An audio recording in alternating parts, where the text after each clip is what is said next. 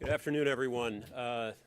Thank you for being with us. I'm Tom Nagorski, Executive Vice President of the Asia Society. Welcome. We're delighted to have you here for, unless we get a strange surprise, this will be the grand finale of what has been a very busy week here at the Asia Society. Obviously, a very busy and consequential week just a little bit south of here at the United Nations. We are delighted to have with us today, making a special visit here, Shah Mahmood Qureshi, the Foreign Minister of Pakistan. Honored to welcome you, sir, back to the Asia Society. We did a little checking in our institutional calendars and history. The minister was last year when he held the portfolio in a previous government in September of 2010. And on a personal note, I was just sharing 6 years ago this week, my first week at this institution was spent on the stage with one of your predecessors, sir. So personally, and on behalf of everyone at the Asia Society, we welcome you. We have a long and rich history with the government and the people and the leaders of Pakistan, most recently in the partnership that has brought us for 3 years running the Lahore Literary Festival to this building. I just want to, before we begin, give you a couple of quick updates and notes about upcoming things on our calendar. We pivot away from the UN General Assembly business and conversations next week for what should be a fascinating and very different discussion on Monday night with a gentleman by the name of Kai-Fu Lee. And if you've not heard his name before, first of all, you probably will. Kai-Fu Lee is a giant in the field of artificial intelligence, AI. He is also well, he used to run Google in China. He's author of the book that's just out, AI Superpowers, China, Silicon Valley, and the New World Order. And if you're at all interested in AI, in what some have called the digital revolution that's tearing across much of Asia, it's a fascinating book, and he's a fascinating guy, and that's Monday night. And then a week after that, actually a week from Tuesday, the 9th of October, we honor the 2018 recipients of the Asia Game Changer Awards. That is, first and foremost, a big gala ceremony and dinner downtown at the Cipriani Broadway space. But we also are bringing several of the honorees to our stage here that afternoon, 1:30, I think it is, on the afternoon of the 9th. And I'll just single out a few of the folks who will be with us. Indra Nooyi, who longtime CEO and chair of PepsiCo, the first Indian woman to run a Fortune 500 company, and you may have heard is stepping down. She'll actually relinquish the CEO title next week. She'll be with us. The stars of the Afghan girls robotics team, who have made a lot of news in the last year, will be there as well. And then we've just confirmed from that remarkable story of the summer in Thailand, we will have several people who were directly involved in one way or another in the rescue mission. The guy who ran the rescue mission from outside the caves, the coach of those boys who took care of them and may have saved their lives inside, and one of the boys themselves. It's all on the 9th of October in the afternoon. Now to this afternoon and our special guest. Shah Mahmood Qureshi has been Minister for Foreign Affairs for all of a month, a little more than a month, since the new government there took power. As he was just saying, one can come back in politics. He was minister before, as I was just mentioning, from 2008 to 2011. We actually had, sir, another comeback story, and Mahathir Mohamad from Malaysia was here yesterday. It's a little bit different. Mr. Qureshi, the minister, is a longtime member of the National Assembly in Pakistan. Before that, a member of the Provincial Assembly in the Punjab. He's a graduate of Forman Christian College, and he holds a Master's of Arts degree from Corpus Christi College, Cambridge. This week, among many important gatherings and meetings held down at the United Nations in conjunction with the UNGA sessions, the minister had, if you may get into this volley today, either a meeting or a handshake or something in between with our President, Donald Trump. As you may know, the U.S.-Pakistan relationship is in a particularly difficult stretch at the moment. The minister will give some brief remarks from this podium. He'll be joined on the stage after that by Vali Nasser, and a great welcome back to the Asia Society to you, Vali. Vali Nasser, as you probably know, Dean of the School of Advanced International Studies at Johns Hopkins University, SAIS. Vali Nasser is a great scholar and author. He's also one of those few people who I find is Great on a stage as a panelist or a speaker. Great on a stage as the guy asking the questions. So whether he's asking or answering, always adds great value to our events. He'll be asking today as moderator of this event. We'll leave time for your questions as well. Reminder, we webcast these events, so in addition to all the cameras at the back there, folks beyond the room who have a question, you can send them to moderator@asiasociety.org, tweet them using the event hashtag AsiaSocietyLive. And I also want to say that our programs this week at the UNGA sessions are made possible through the Nicholas and Sheila Platt Endowment for Public Programs here. Nicholas Platt, our former president, and actually former ambassador to Pakistan as well. A warm welcome, please, to the Minister from Pakistan, Minister for Foreign Affairs, Shah Mehmood Qureshi.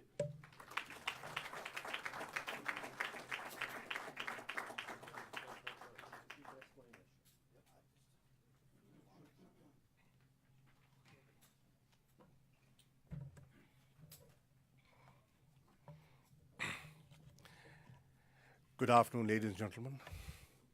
I have a well-written text. This is what the bureaucracy does. Tells you what to say and what not to say. But I've decided not to follow the text and say what I believe in, my conviction. Why am I here? I'm here, ladies and gentlemen, to reconnect. I understand the importance of Pakistan-US bilateral relationship, and I want to acknowledge that things have dipped somewhat. And this is nothing new. It's been cyclical. We've been very close, and we've been with the most sanctioned of states as well. We cannot do without each other. This is what history tells us. And whenever we have cooperated and worked together, it has been to our mutual advantage. Here I am trying to explain to friends in Washington and reconnecting with a lot of friends at the UNGA, a lot of bilateral meetings, gave me an opportunity of just come into office, gave me an opportunity to reconnect with people, engage with them, and share ideas. The world has changed considerably. I was here perhaps 10 years ago, 8. So a lot has happened in these 8 years, but we have to move on. The United States priorities have changed. You have new friends in the region, but I'm here to tell you that by all means have new friends, but why drop friends that have been with you for the last 7 decades? Please understand the value of that long, extended relationship. Pakistan has undergone a change. We've just held elections on the 25th of July. The people of Pakistan expressed their will, and that's why I'm here. They've elected a party which did not exist before. The first national election this party contested was in 2013, and we were in popular vote, the second largest party in the country. Comes 2018, we are the largest party in parliament. And in popular vote, the most popular party today. This happened because people were disillusioned, disappointed with what they had in the past and what they saw. This was a vote for change. And when it is a vote for change, it's not just change of faces. It also invites revisiting policies and looking at things differently. The world is different, and we have to act and behave differently.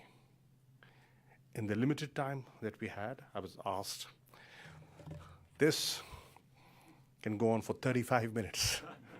But then I thought that will not be the most productive way of utilizing this time. So Ali, I'm all yours.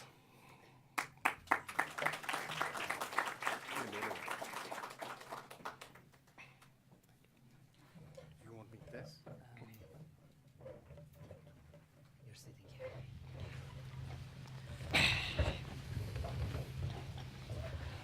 Well, good afternoon, everyone. And it's wonderful being back at Asia Society, and thank you for putting this event together. It's also very good to see Shah Mahmood again in his new role, and congratulations on both the elections and returning as foreign minister in Pakistan. I think actually it's important to know that Shah Mahmood has been a politician in Pakistan for a very long time, so he's been deeply engaged in the election process and politics. But also he was foreign minister during a period of very intense engagement between the United States and Pakistan, and therefore has... Sorry for interrupting you. Yeah. My constituency never learns. They keep re-electing me.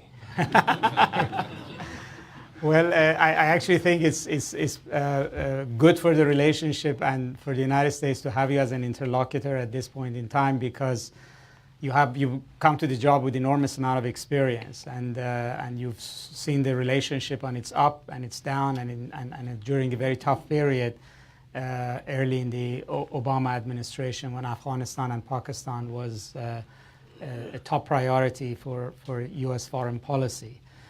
So I wanted to sort of first pick on the point. Wanted to pick up on the points you made about the importance of this election, and maybe even at a sort of a ground level. You ran in the elections, you ran in the campaign. So what did you see that was different about the country itself? And I raise this because often Pakistan is just sort of a black box to most Americans. We see it as a foreign policy focused on Afghanistan, but at least the signs were that there's a significant change happening within the country. So I wanted to see what your impressions were about what's different about Pakistan that this election shows us. 65% of our population today falls in the category of youth. We have a growing middle class, an educated growing middle class. We have a sizable overseas Pakistani community, about 1 million in the US. And that's where the bulk of our support comes from. Pakistanis, American Pakistanis, British Pakistanis, who no longer live in Pakistan, but care about Pakistan, because they're friends, they're relatives. And they've seen how democracies function. They've seen how governments are held accountable. They know what rule of law means. And they expect the same back home. That was not being delivered. We had entrenched parties. There is a notion that there is a fundamentalist religious right overtaking. No. Results clearly spell out. They are a voice, they're vociferous, They make a lot of noise, but the people of Pakistan do not vote for them. They vote for parties which they feel have something to offer for the future. They tried two parties that have been taking turns to govern Pakistan. I was affiliated with one, and are disappointed, and were disappointed with both of them. They felt, and the youth feels, they've outlived their utility, and they wanted change. And in the PTI, which is the Pakistan Tehreek-e-Insaf, led by Prime Minister Imran Khan, they see hope. They've attached hope. They're expecting change. They're expecting us to think differently, govern differently, and respond differently. They gave us an opportunity in the province of Khyber Pakhtunkhwa, that's the province that borders Afghanistan. We are relatively a new party. Let me also acknowledge most of our members are first-timers, inexperienced, but they mean well. And they have their heart in the right place. So we were tried in KP. We did not have a very friendly central government. Nonetheless, they saw us deliver on police reform, on backing away from political interference, and allowed the bureaucracy to function the way it should function. They saw our priorities change. Our focus was on people as opposed to infrastructure, health, education, reduction in corruption. And they said, okay, if they can do it in one province, let's give them a chance at the national level. If you look at the pattern, no party has been returned twice in that province. It's a very egalitarian, it's a very different society compared to other provinces of the country. And they want change. But they acted differently against the norm, voted for us with a bigger margin. And not just in that province, have given us an opportunity to govern Pakistan at the national level. So they want delivery. They want to see honest leadership. They want to see institutions reformed. They want institutionalized politics. They do not want a family hold over politics. You know, the two other main parties are governed by families, and then they have their children and their grandchildren, everybody in line to take over. So they're thinking differently. Their voting pattern has been different, and here we are. So, I mean, one of the big issues that's has always been on the table has been religious radicalism, Islamic radicalism, and its role in politics in Pakistan. I mean, should we be hopeful that PTI will be able to, do things very differently? And the reason I raise it is because, recently there was again a spate of protests to force resignation of an economist that the Prime Minister had identified as a key advisor because of his religious background. And so he gave a sense that, that yes, religious parties may not be winning, but they might be trying to create obstacles to PTI's agenda going forward. The fact that we picked up individuals who we thought were competent to give us advice on economic reform speaks of our mindset. We picked up experts from the US, from UK, from academia, from outside government, so that we can have the input, from experts, because we'll have to take some very difficult decisions. You cannot have business as usual when you have a fiscal deficit touching close to 7.2%.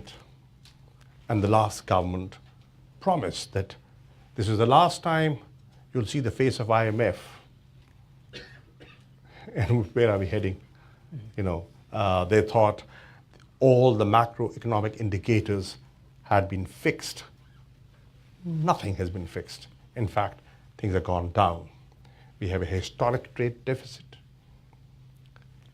Unemployment is on the rise. Foreign direct investment has gone down. Exports have plummeted. Imports have risen. And we have a serious, serious economic situation. So we want to draw on the best talent available inside and outside the country to fix the economy. We feel the people of Pakistan have voted us to bring about that economic change, that social change. And the world has changed as well to a large extent. We are a party that we don't have deep pockets. And we had very limited space in the print and even the electronic media. Now we have a very, very vibrant and a very open electronic media. But we had our limitations. But then a new revolution took place. And that's the social media. And that's where our message went out to the people. That is where we reached out. And that's where the youth of Pakistan connected with us and were able to relate to us and respond to us. So let me shift to relations with the United States. I mean, you were, as I mentioned, foreign minister during a very intense period of engagement, early period of the Obama administration. You saw the relationship go through sort of ebbs and flows. How is it different this time? And how do you assess U.S.'s policy towards Pakistan at this moment?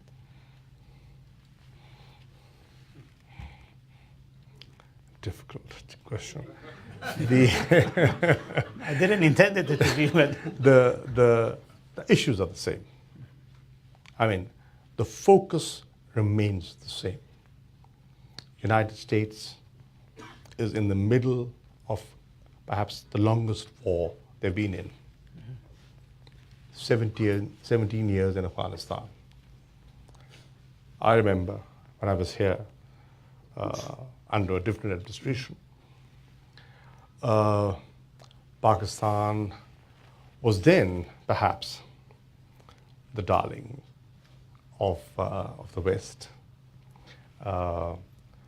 Everybody wanted to engage with Pakistan, help Pakistan, and let me thank you for the assistance that we received.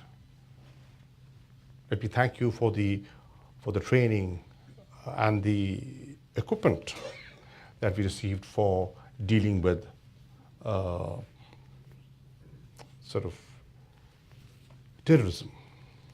But unfortunately, and we utilized it for that purpose. But unfortunately, the environment has changed. The United States, as I said earlier on, new friends. And you have a right to have new friends. You're independent, you're a sovereign country, and you choose who you want to engage with. Today, India is a strategic partner of the United States. We have no quarrels with that. But we feel that Pakistan is an ally who's stood with the United States, and whenever we've stood with you, you've benefited. Whether it was the Cold War, the Soviet invasion, or when you were hit in 9/11 by Al-Qaeda and their network, we were the ones to share, to stand with you, and collectively we decimated that evil. I think the job is half done. You have new challenges emerging, and what we see growing, certainly the ability of Al-Qaeda to hit mainland US has gone down, and thank God for that. But we contributed. Our soldiers, our police, our citizens contributed. We have a contribution in your safety, and that should be acknowledged. But then there are new challenges. ISIS is a new challenge, and their footprint in Afghanistan is growing considerably, and that is of concern to us. Drug production that had gone down is on the rise again. Perhaps in the last 1 or 2 years, it has gone up by 78%. But that is a concern, because we were put on the grey list, and we were asked to choke terror financing, and we want to do that because we know what terrorism is, and we've been hit by terrorism. We've lost 70,000 people. You lost 2,000 very precious lives, and we can share your pain. But we lost 70,000 people. Our economy was hit.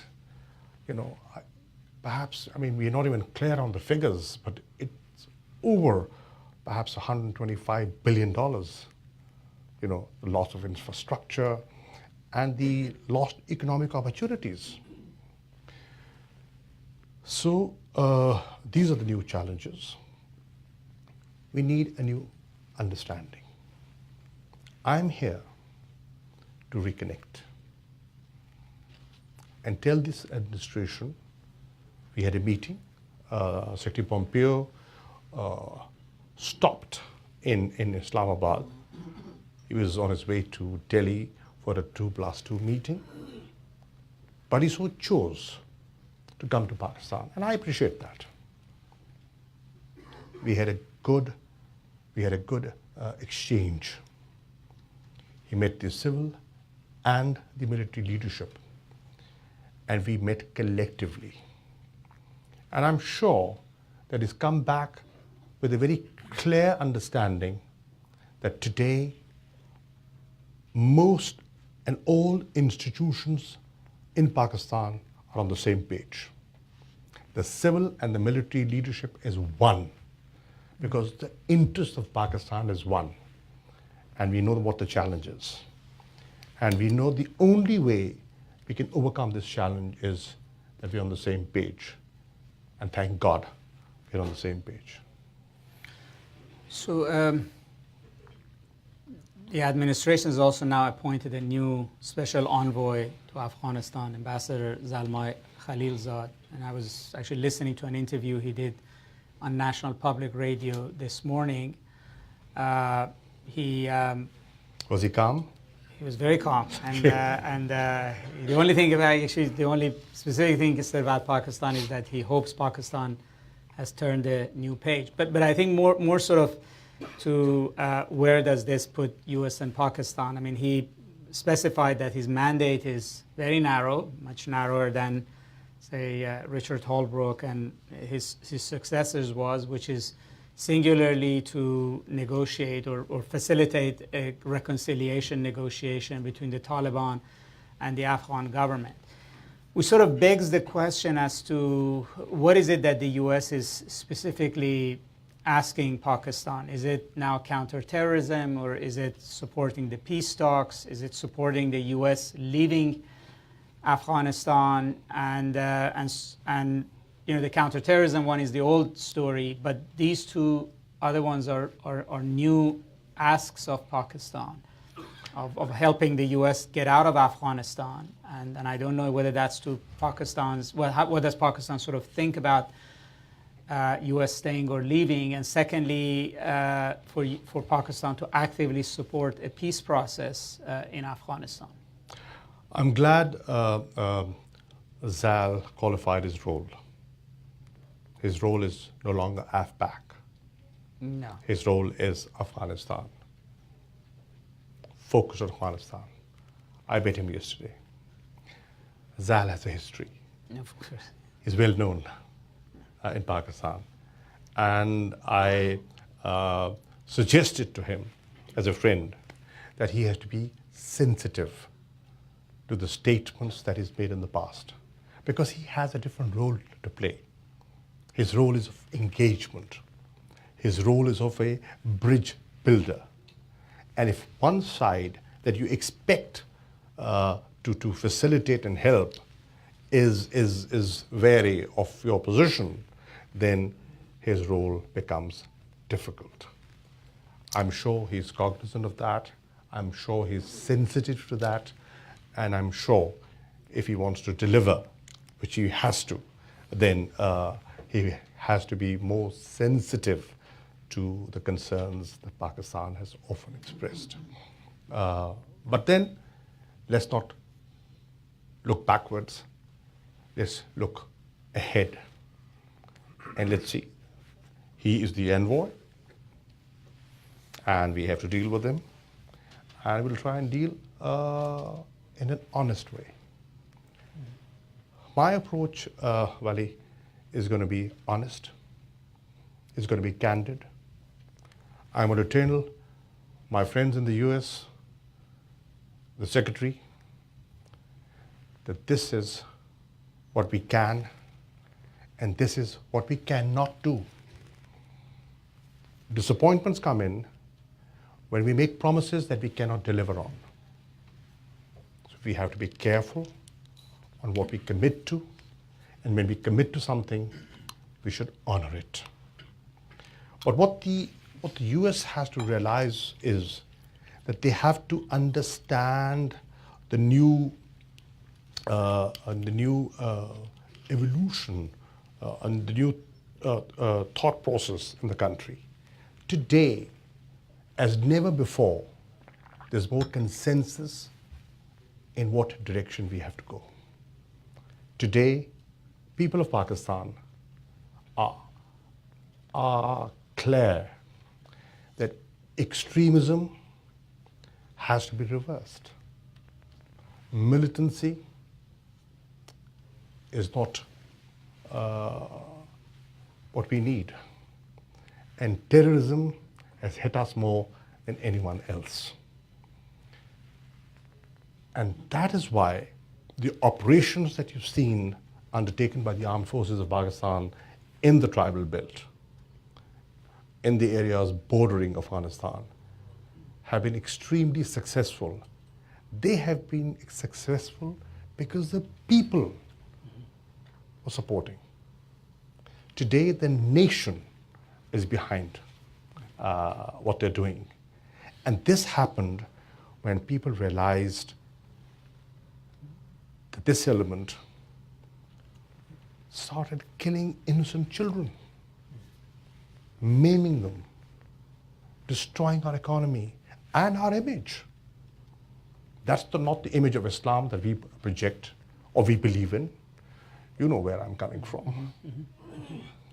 So, that qualitative change, that learning, and that new sort of evolved consensus is the environment where you should be engaging with Pakistan and not disconnecting with Pakistan. I think the administration will miss an opportunity if they do not take advantage of this new feeling within the country.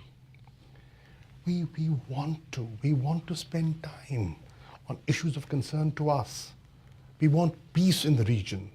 We want peace in Afghanistan. It is in my enlightened self-interest to have a peaceful, stable Afghanistan. Only then can I focus on my schools and my health and job creation and issues of governance and dealing with corruption. If I'm worried about situation on the Western Front, if I have unease on the Eastern side, and believe you me, we wanted to engage on the Eastern side as well. They are not, my friends on the East are still stuck in the rhetoric that they had, they have become prisoners of. And what did we do? 25th is the election. 26th of July, the Prime Minister of Pakistan, Imran Khan, makes a first victory speech address to the nation. And he says, every step towards peace, if you take one, we will take two. He receives a letter from Prime Minister Narendra Modi, and in that letter,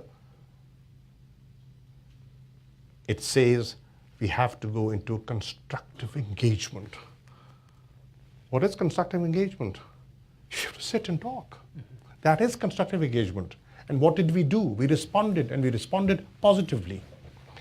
And he suggested, why don't the foreign ministers meet on the sidelines of UNGA? And we were ready. A date was given, 27th of September, yesterday. Today's the 28th, right? 27th. We were supposed to meet. What happened? Within 24 hours, they changed their minds. The meeting was called off. Now, if the United States wants us to help, and we want to help in our own interest, because we want peace in the region, then they have to tell their new strategic partner to give us ease on the eastern side so that we can concentrate on areas of mutual interest. We had the SARC ministerial meeting yesterday. It was sad. It was sad to see how a regional forum had become hostage to the needs of one nation. How people wanted to engage, other countries wanted to engage. You talk of, I was listening to Sushma ji, she said, regional cooperation. I said, how can you have regional cooperation when you're not even willing to agree to a date to the next summit meeting? How do we connect?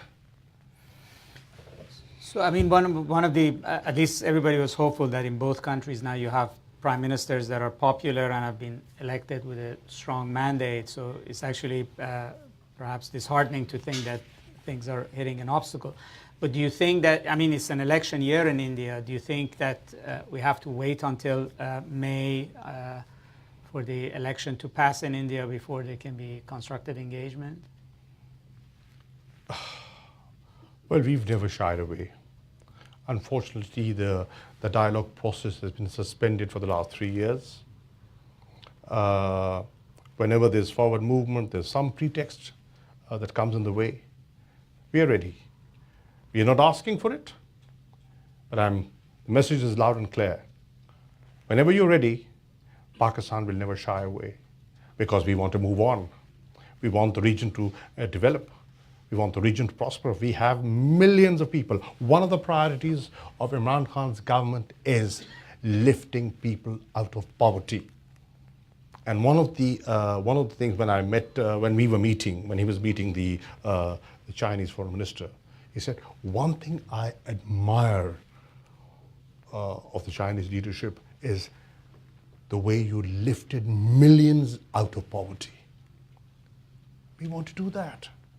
I mean, we have people deprived of clean drinking water. What should be our priorities?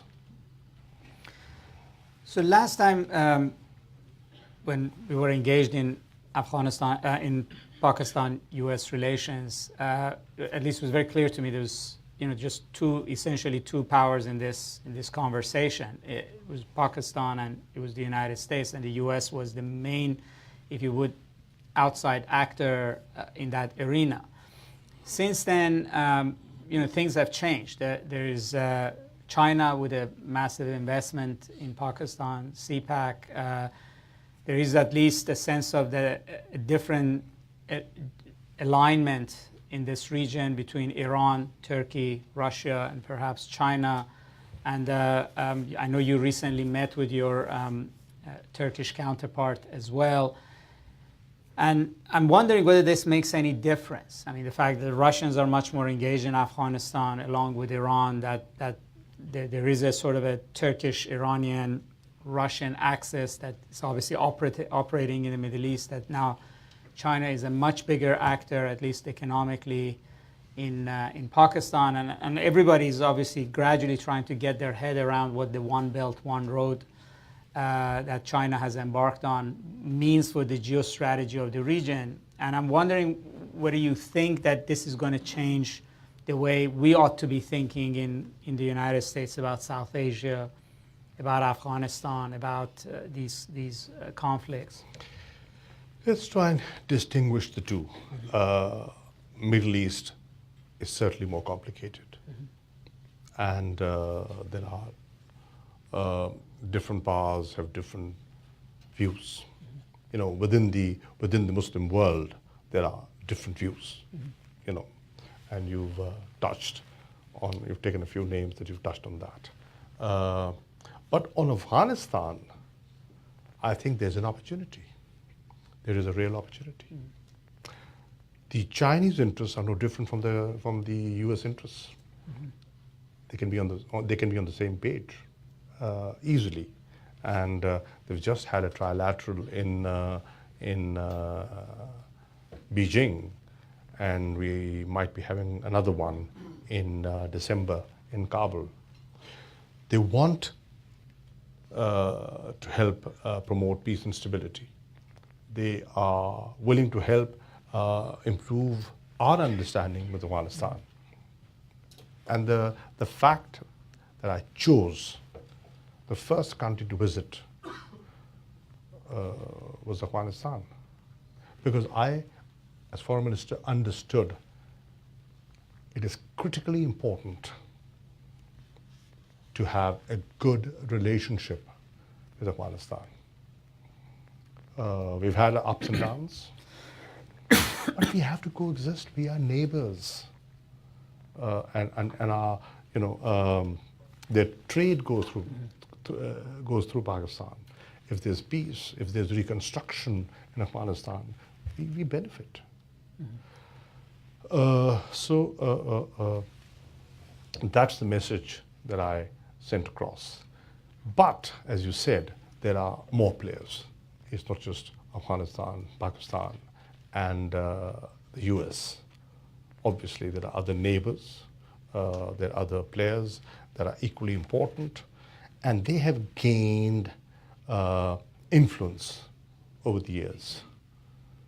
So what we want to share with the US administration is that we will play our role.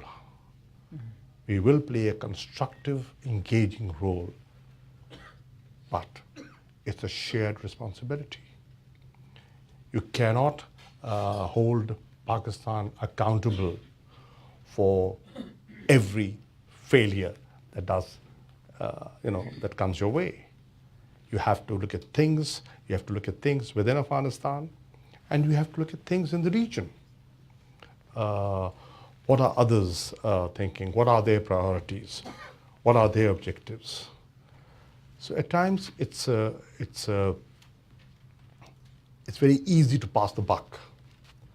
Now you've seen the new strategy this administration announced a new strategy called the South Asia Strategy that has been in place for over a year now. Why don't you assess it? Why don't you gauge for yourself to what extent you've succeeded and to what extent you have not been able to achieve what you were hoping to achieve? And what are the reasons? Is Pakistan responsible? Are we the spoilers? Or is it more than that? Or are there internal challenges within Afghanistan, the writ of the government? There are districts and districts where they have no control. There are areas where the Taliban still have considerable influence. We can facilitate, we can help, and everything is not within our power. I was actually particularly found it interesting that the Russians, as I mentioned, are trying to hold a conference to bring together the Taliban and Afghan government and other actors, and that sort of is a completely new role for them because they've been absent in this conversation, at least last time around when we talked about reconciliation. So do you see them also sort of as becoming a more visible player in the region? Interestingly, I'll be meeting the Russian foreign minister immediately after this meeting. If you have a message, So you can ask him. if you have a message, whisper. It's questions. But do you see them as playing a bigger role? Well, they perhaps have expressed an interest in the, what is it called, the Moscow format? Mm-hmm. Perhaps. That shows that they do have an interest. Yes, they are important. They have their presence in the region, the extended region, and they have influence in the Central Asian republics. Mm. So if we want to succeed, and we succeed we must, then a regional approach should not be ruled out. Okay, very good. So I wanted to leave some time for question and answer, and I actually encourage everybody that ask questions, not a second speech. And with that, maybe we can start here. And you should perhaps wait for the microphone, this gentleman here.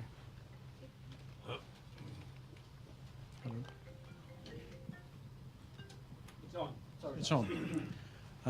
Thank you very much for giving us the time. Being a Swiss national, we are always in the famous news of Pakistani money in Switzerland. And my question to the foreign minister is, what your government is doing and how the overseas Pakistanis living in Switzerland can help you. We are certainly interested in Swiss accounts. I can assure you. Well, yes. My government and my party feels this country has been plundered. This country has been plundered by corrupt politicians. And it's not just politicians, there are others as well. It's time to get a house in order. If we fix ourselves, if we put our house in order, we do not have to come running to the IMF. We can generate enough resources. We are not a poor country. We waste our resources. There's pilferage, there's wastage. Our priorities are wrong. And this government wants to fix them. What we have done, sir, is set up a task force under a fairly young lawyer who's also been an effective prosecutor to help us recover assets, stolen assets. So we're putting together a team. We are seeking international help, and we are interested in trying to A, block the flight of capital, undertake legislation to check money laundering, and if we can, retrieve that money that's been parked abroad. So that lady in the corner there.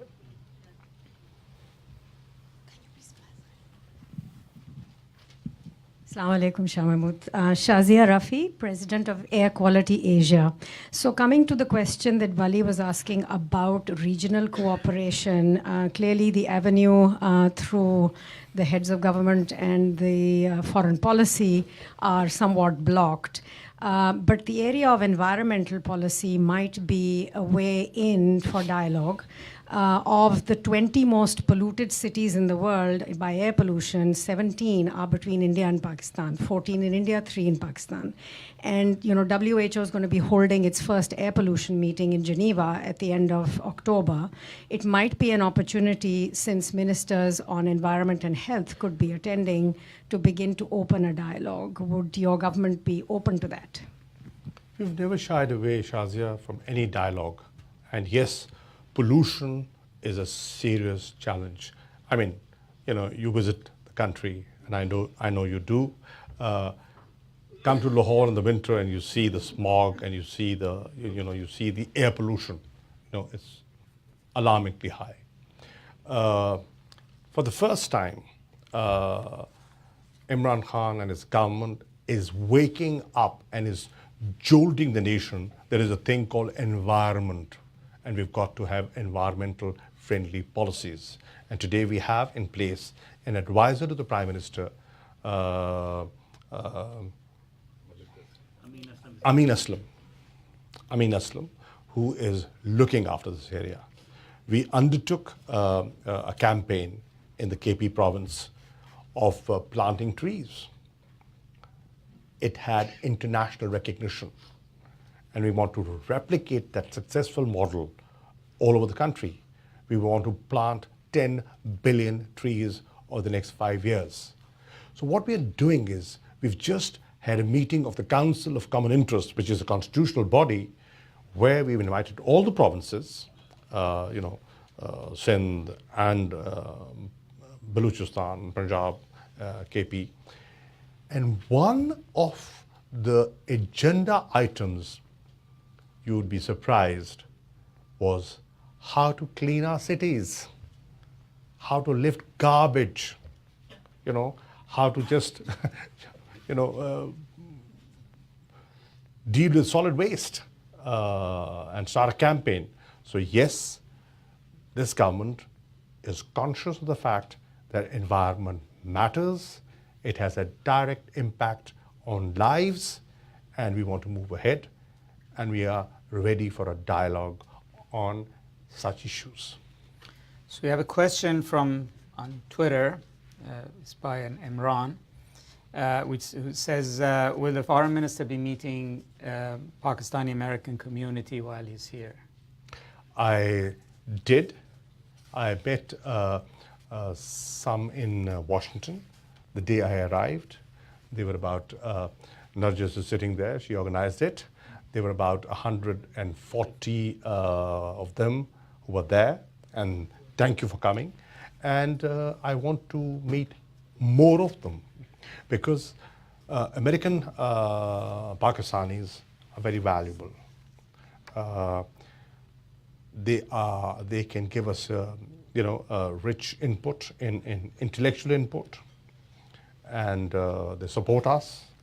One of the reasons that we had difficulty in convincing other political parties when there was electoral reform and the Parliamentary Committee on Electoral Reform was meeting in Pakistan, the other two sort of old entrenched parties were very reluctant to give overseas Pakistanis a right to vote, because they feel the overwhelming majority of them are inclined this way.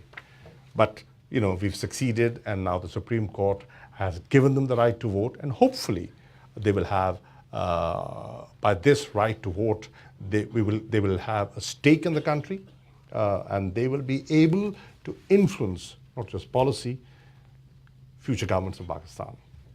That gentleman all the way in the back. No, behind the gentleman standing.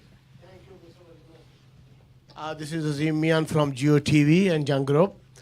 Mr. Foreign Minister, you will be meeting Mike Pompeo on Tuesday.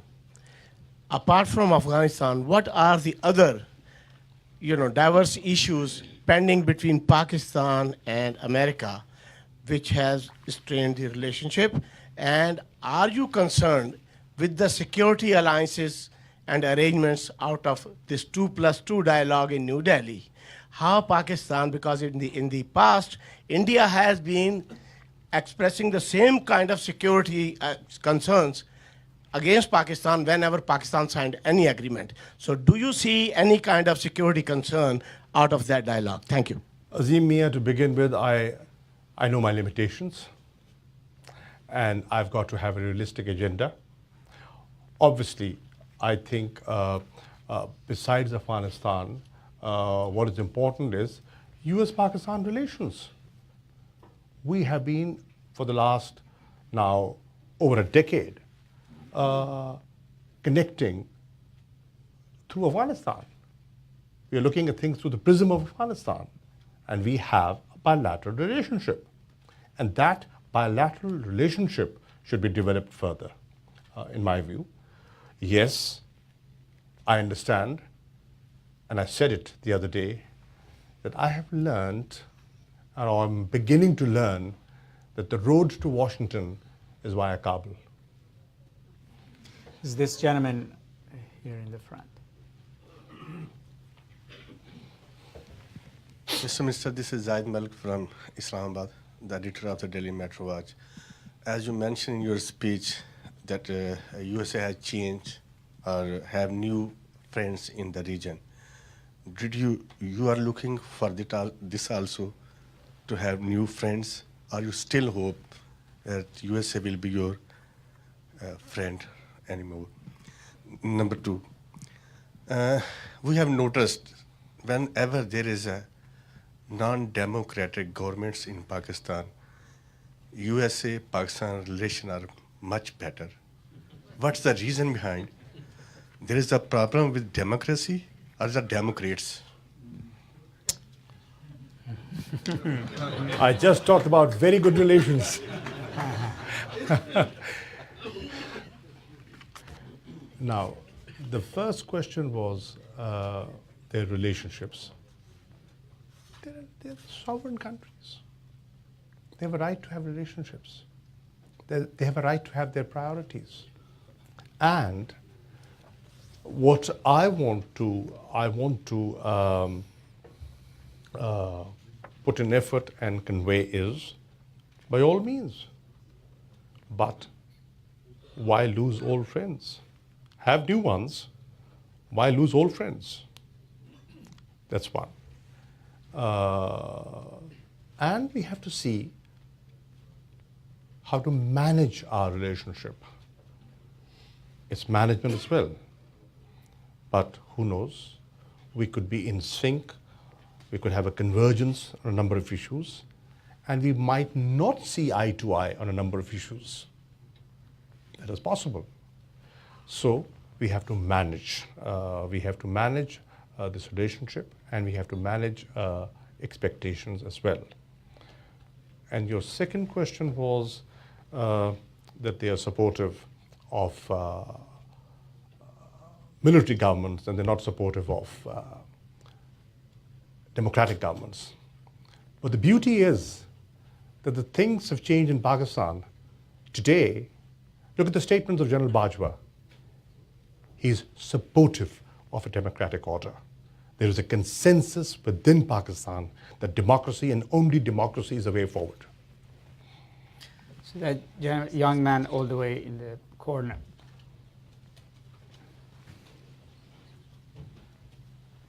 Thank you so much, Minister, for the amazing speech. My name is Liu Qing. I'm from China, and I'm a Columbia School of International and Public Affairs second-year master's student. So you may have guessed that my question is going to be about CPEC. So with the new government shifting its priority on the infrastructure into the human development instead of infrastructure, how would you see the prospect of all the CPEC projects having pledged, or like the what are core projects, and how would you see the implication of the current government's priority on the Pakistan-China friendship as we frame it in China? Also, like, how would you see it as a, like, in the round of like global backlash or pushback around the Belt and Road Initiative projects? Thank you so much.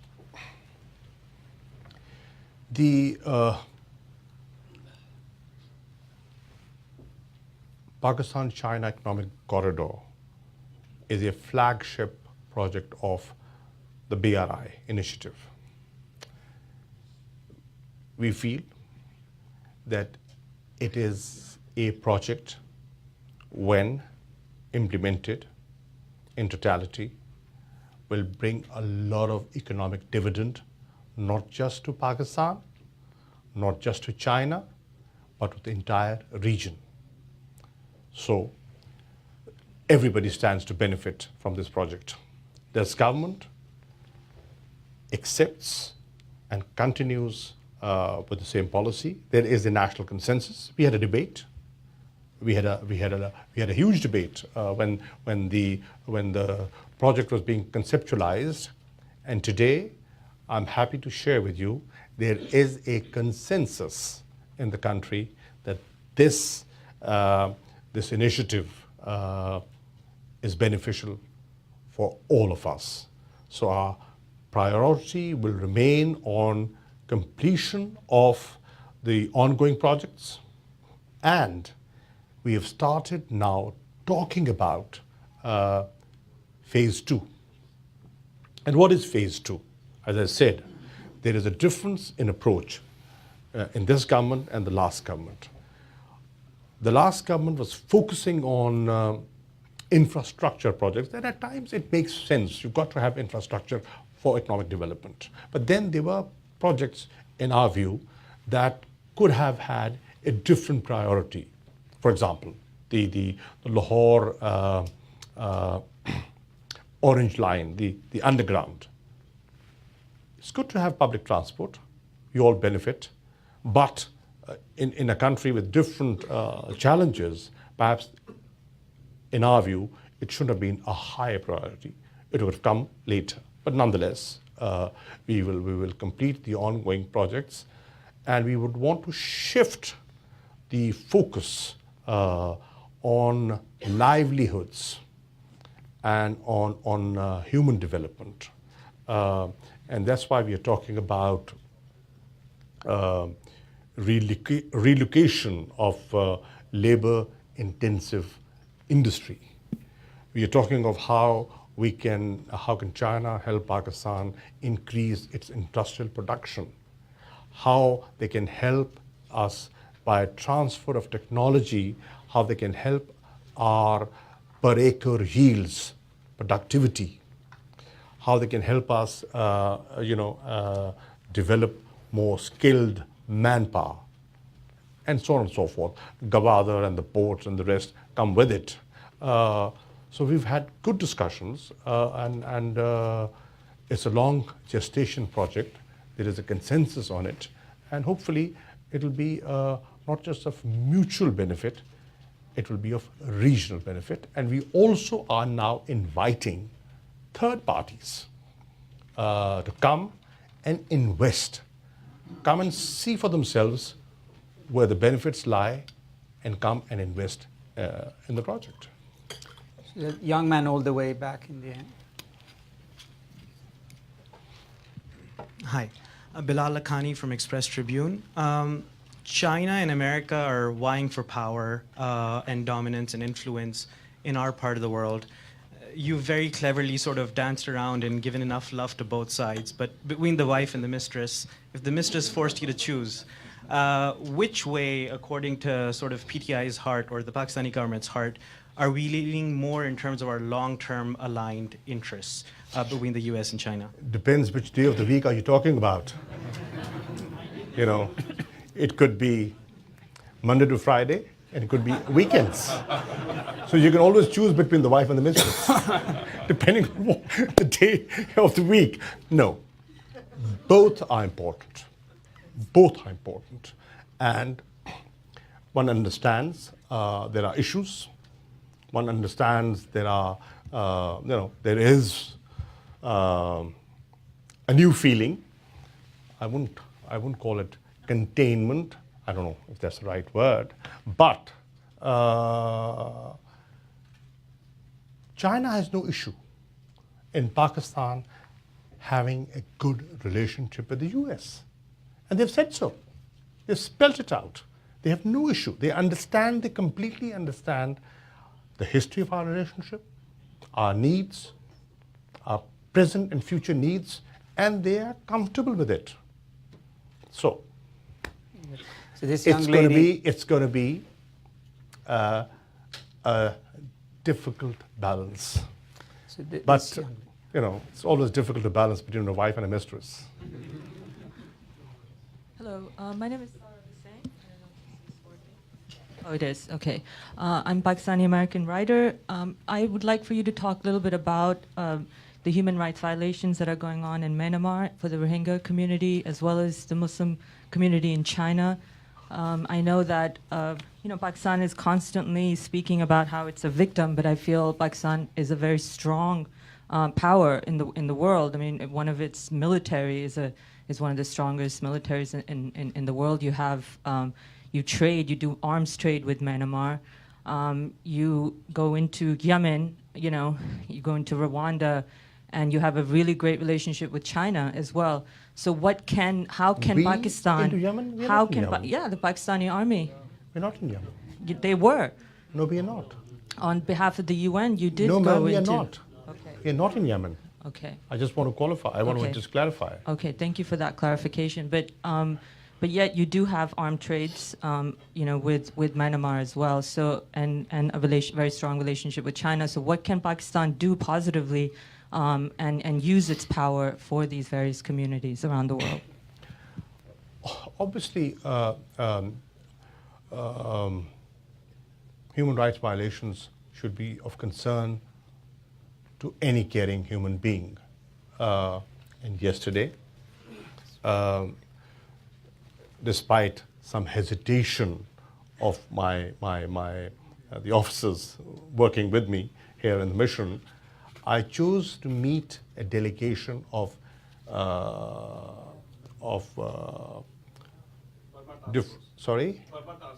different people, I forget the name, who are talking about these very issues. I met with them, and I listened to them, and yes, we are concerned about the refugees, the millions that have fled, they've been displaced. Yes, the world must wake up and pay attention. And many of them are living in very different conditions. And mind you, at times, priorities change. I can share with you, we have 2.7 million refugees living in Pakistan today. The world has forgotten about them.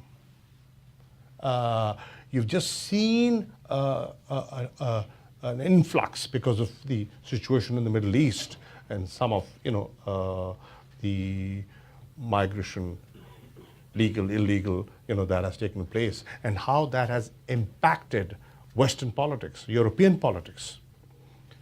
Look at the patience, look at the large-heartedness of the people of Pakistan, that we have been hosting them, and we have looked after them for now decades.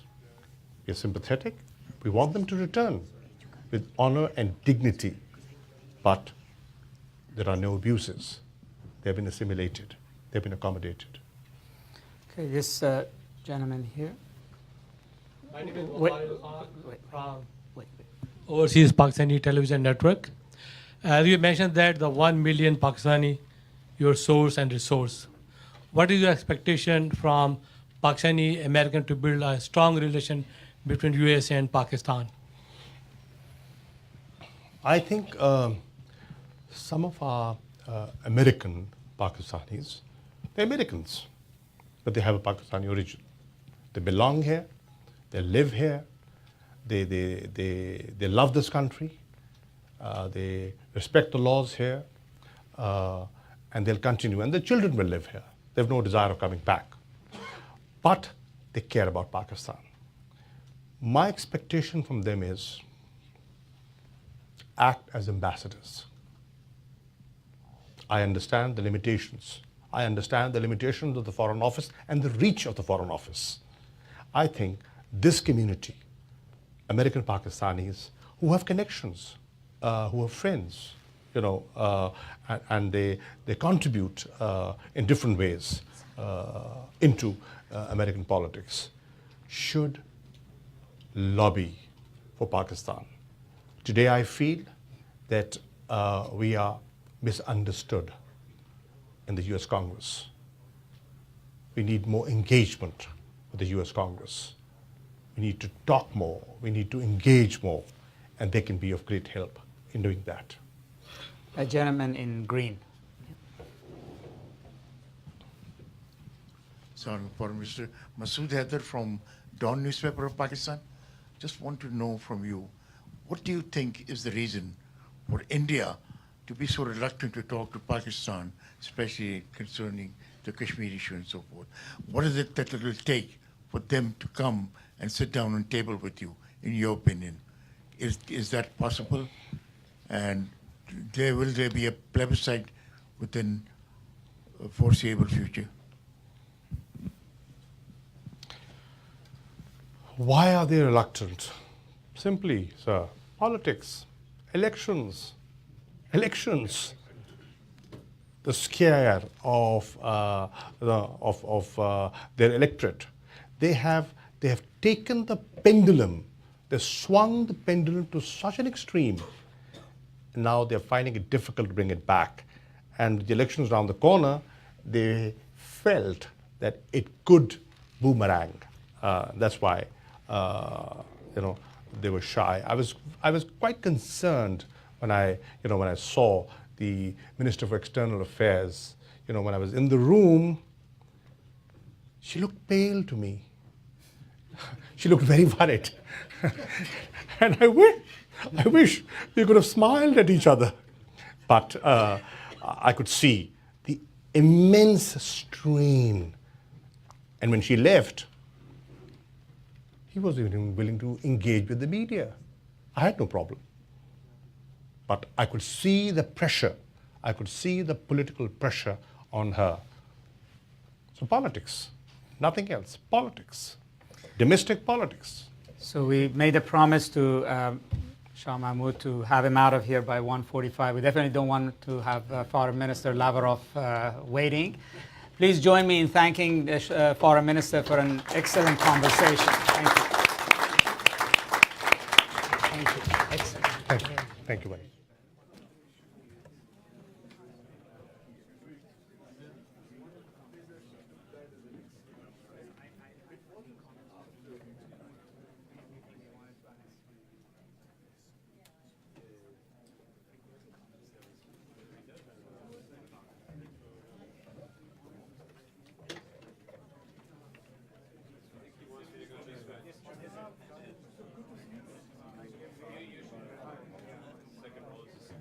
Thank you. No, thank you.